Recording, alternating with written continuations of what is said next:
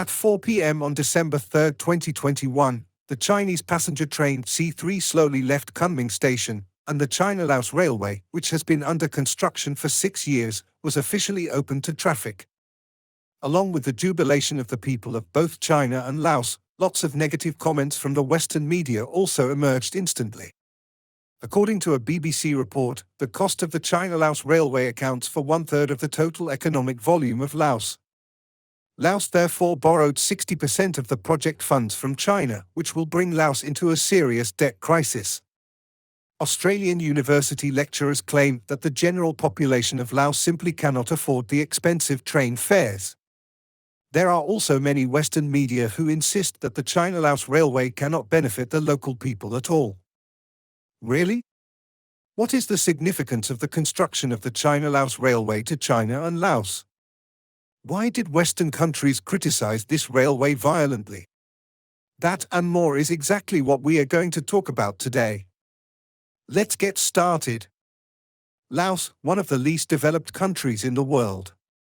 According to the statistics of the World Bank, in 2020, Laos per capita GDP is only $2,546.45, and the total GDP is only $11.77 billion. The development of Laos is still dominated by agriculture and industry, while the proportion of manufacturing is relatively low. A large part of the reason for this situation is related to the traffic situation in Laos. Laos is the only landlocked country in Southeast Asia. 80% of its land area is mountainous and plateau. Such a geographical environment is not conducive to road construction. Before the construction of the China-Laos Railway, there was only a 3.5 kilometers railway in Laos, and most of the usual travel and transportation could only rely on roads. However, the long road transportation time also led to high material costs and prices of many goods, which seriously restricted the economic development of Laos. In 2014, the Lao government decided to change the status quo, and building the railway was the first thing it had to do. China is Laos' second largest trading partner and the largest source of foreign investment. Therefore, the first thing Laos thought of was to cooperate with China. After Laos proposed its intention to build a railway, the Chinese government gave it high support, and the leaders of the two countries personally made decisions and promoted the development of the project. In 2010, China and Laos signed the Memorandum of Understanding on Railway Cooperation. Considering the actual economic situation in Laos, and in order to allow the normal construction of the railway is mainly invested and constructed China and jointly operated by both parties. The estimated investment is $7 billion, with China holding 70% and Laos 30%. But this is still a big expense for Laos. Therefore, the Export-Import Bank of China will provide Laos with a 30-year low-interest loan. In this way, Laos only needs to repay $70 million per year, so it will not cause high debts at all. In order to benefit local residents, a large number of local construction workers and enterprises are also used in the project. Thanks to the efforts of both parties, the China-Laos Railway project can finally start construction. However, when the construction started, the difficulties really started. The biggest difficulty in building the China-Laos Railway is the terrain. The terrain conditions here are too complicated. The route involved in the railway crosses 3 mountains and crosses 4 rivers. The overall terrain undulates violently, and the relative height difference between the highest point and the lowest point of the terrain can reach up to 2,900 meters. What's more troublesome is that it is still near the collision suture zone of the Indian Plate and the Eurasian Plate, so many faults and folds have to be crossed during construction, which again increases the difficulty of the project. Because of the terrain, the proportion of bridges and tunnels on the entire line reached 71.1%.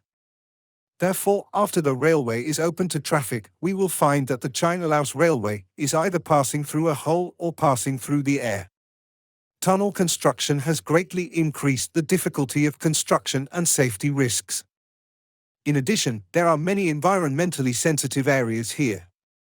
Therefore, in the process of railway construction, China must also pay great attention to the protection of the ecological environment along the line. In addition to terrain problems, there is abundant rainfall and dense jungles, and there are often dangers of flash floods and geological disasters. So, how does China solve these problems? In order to solve environmental problems, China thought of innovative plan. For example, in the Asian elephant activity area, try to use tunnel bridges instead of roadbeds to reserve passages for elephants. In order to solve the problem of dust prevention in station freight yards, China has developed windproof and dust suppression nets which can not only withstand extremely strong winds, but also protect the environment. In addition to the construction of the railway, during the construction period, the staff also combined with the engineering facilities to help the villagers along the line to rebuild new roads, canals, houses, and lay water pipes, which effectively improved the local infrastructure. In addition, China also conducts local voluntary education, free medical consultations, and donates money and materials to aid education in difficult areas. After nearly 2,000 days of sweaty construction, the China-Laos Railway has finally been completed, and China has once again created a new miracle in infrastructure. So, what is the value of the railway that took so much effort to build? First of all, for Laos, the China-Laos Railway construction project has brought about 110,000 local jobs, and the purchase of local materials and supplies in Laos has exceeded 5.1 billion yuan.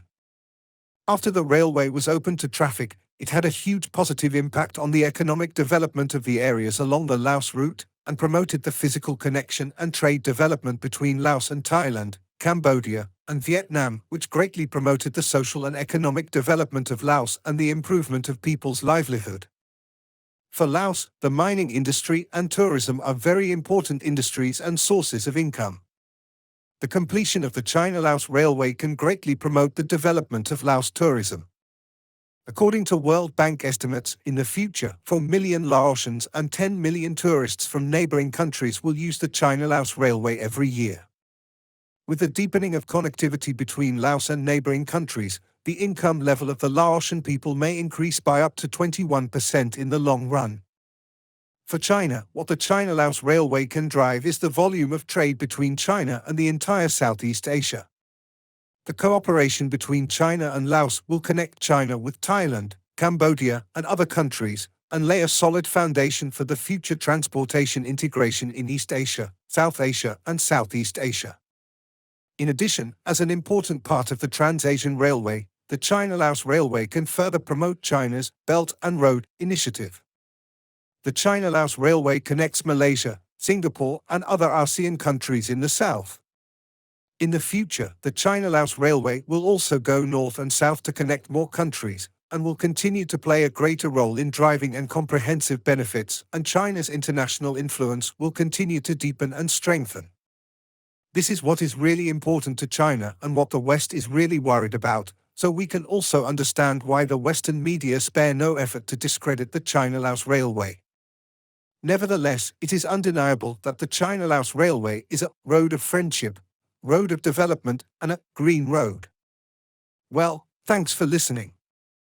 If you have any suggestions, just leave them in the comments section.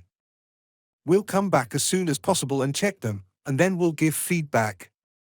See you next time.